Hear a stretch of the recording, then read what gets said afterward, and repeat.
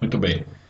Eu estava assistindo a um dos últimos vídeos produzidos pelo Arthur Duval, no seu canal Mamãe Falei, no qual ele tece algumas críticas às últimas manifestações pró-Bolsonaro. Nessa tensão, né, que está Bolsonaro e Rodrigo Maia. E parece que nessas manifestações houve um grito reivindicando um novo AI-5. Um grito, por assim, entre aspas, patriótico. Mas a questão é a seguinte, gente. Aqui no Brasil, a quantidade de pessoas que realmente entendem o que é política é pouca. A história do Brasil, assim como a história de qualquer outra nação, é uma floresta densa. Então, para você compreender todo o processo histórico que culminou no ato institucional número 5 de 11 de dezembro de 1968, é complexo e demanda que as pessoas se debrucem sobre o assunto. Ou pelo menos que saibam se informar com mais precisão. E também compreender isso vai levar algum tempo.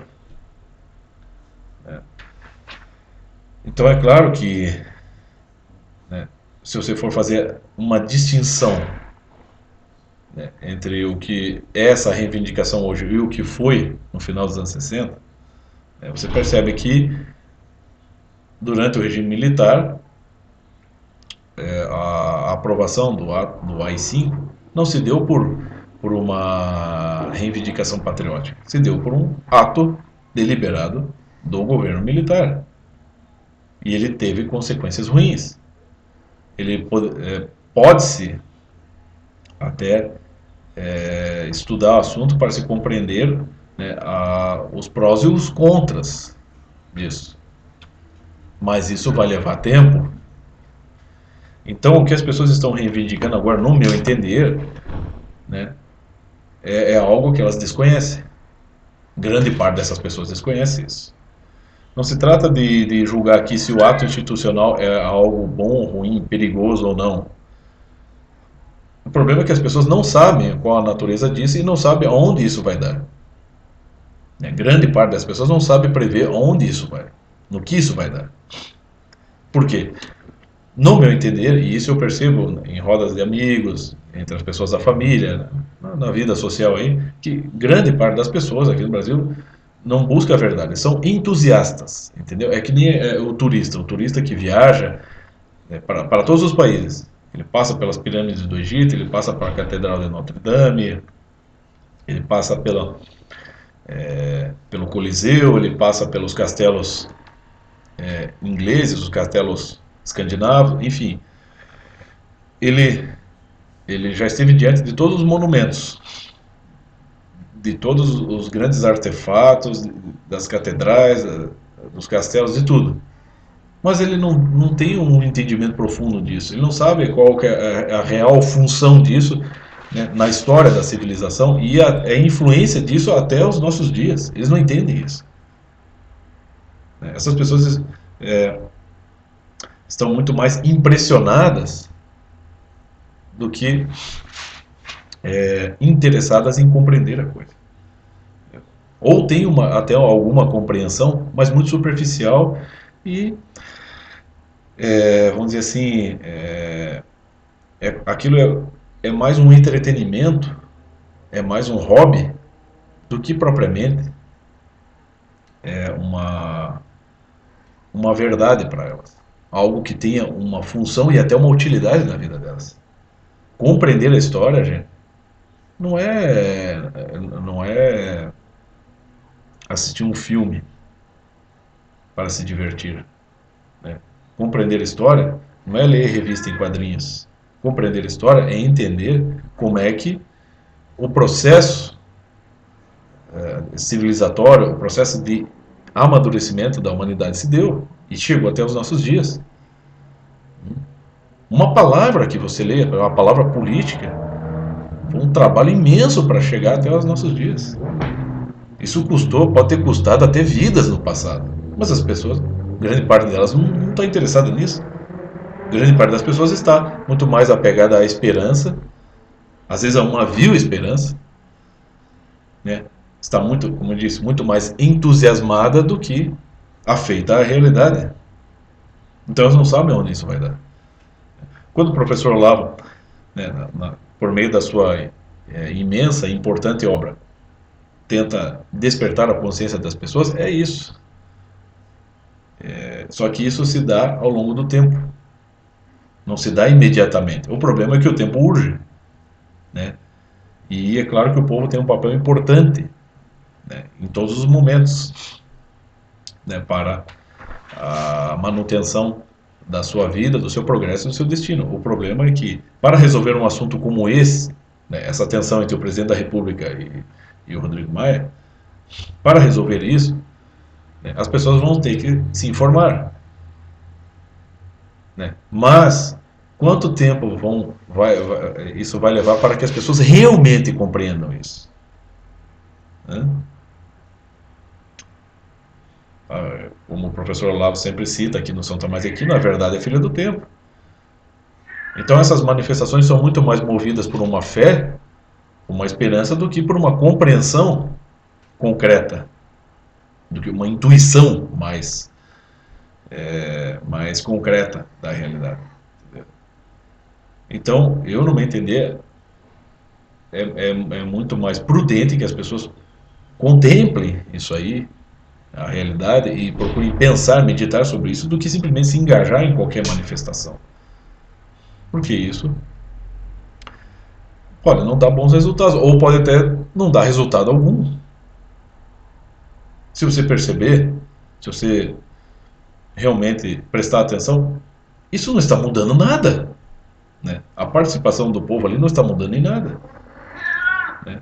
Quantas manifestações não houveram, por exemplo, contra a aprovação a legalização do aborto para anencéfalos?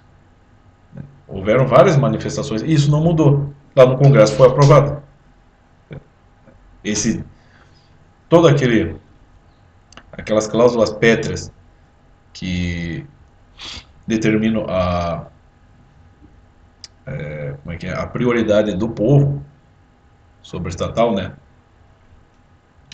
A vontade do povo prevalece sobre a, a vontade estatal. Tudo isso não é respeitado. Então, na técnica deveria funcionar assim, tecnicamente deveria funcionar assim, mas não funciona na realidade. Por exemplo, se um cara arrebenta a minha porta aqui e encosta uma arma na minha testa para querer roubar o que eu tenho em casa, vai adiantar eu pegar o livro da Constituição, abrir no artigo 5º, inciso 11, e mostrar para ele que o lar é asilo inviolável, isso vai convencê-lo? Vai fazer com que ele abaixe a arma e recue? Não. Então, até se chegar na compreensão de que o lar é um asilo inviolável, custou muito, muita experiência, muito acordo, muita compreensão de direitos e deveres nas relações interpessoais. E aí se instituiu a lei. E se instituiu a lei justamente porque existem os transgressores da lei. Existem os transgressores da realidade.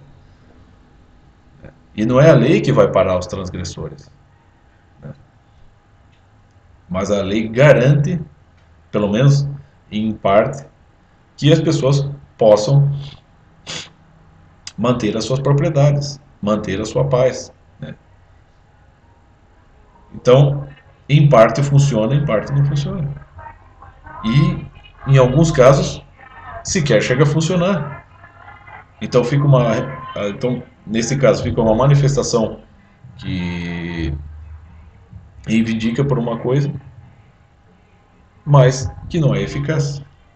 E isso por quê? Porque se todas essas pessoas que estão nas manifestações forem confrontadas, forem colocadas contra a parede e questionadas, muitíssimo poucas vão saber falar sobre, vão saber justificar o que estão fazendo.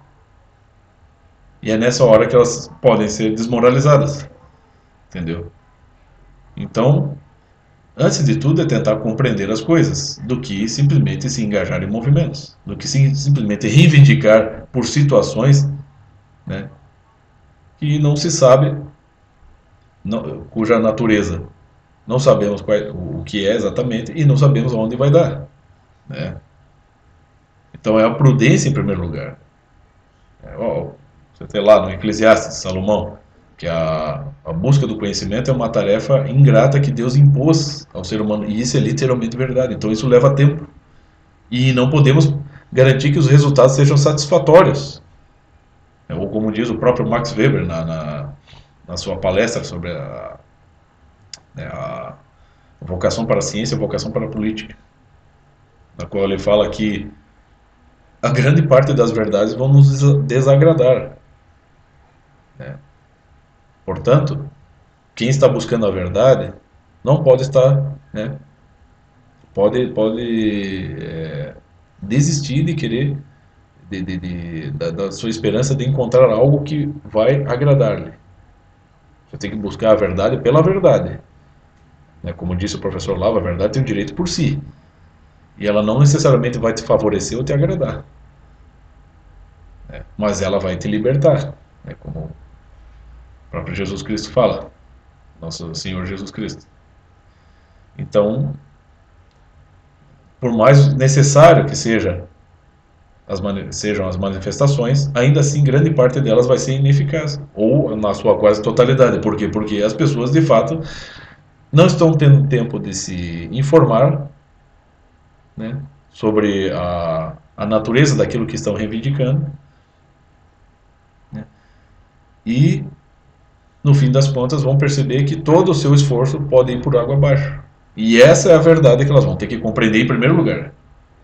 É essa desilusão que elas vão ter que considerar em primeiro lugar. A chance de tudo isso não dar certo. Isso, pelo menos, é possível prever. Né? E talvez isso seja o único resultado eficaz. Né? Então é melhor que as pessoas, sobretudo agora, nesse período de pandemia, que as pessoas aproveitem o tempo para meditar, para pensar melhor. Né? Como é que é? Para rever os seus conceitos. Porque é necessário. O ser entusiasta, ser patriótico, o confiar na esperança e numa fé, realmente também é algo inevitável. Mas você depositar todas as suas fichas apenas nisso, ah, meu filho, né? Aí você pode, né, como diria Dostoiévski, bater com a cara na parede. Né? E a parede é uma realidade. Né? Às vezes a parede é uma realidade, às vezes, muito mais concreta que as suas convicções. Então tome cuidado com isso, beleza? Era isso o recado.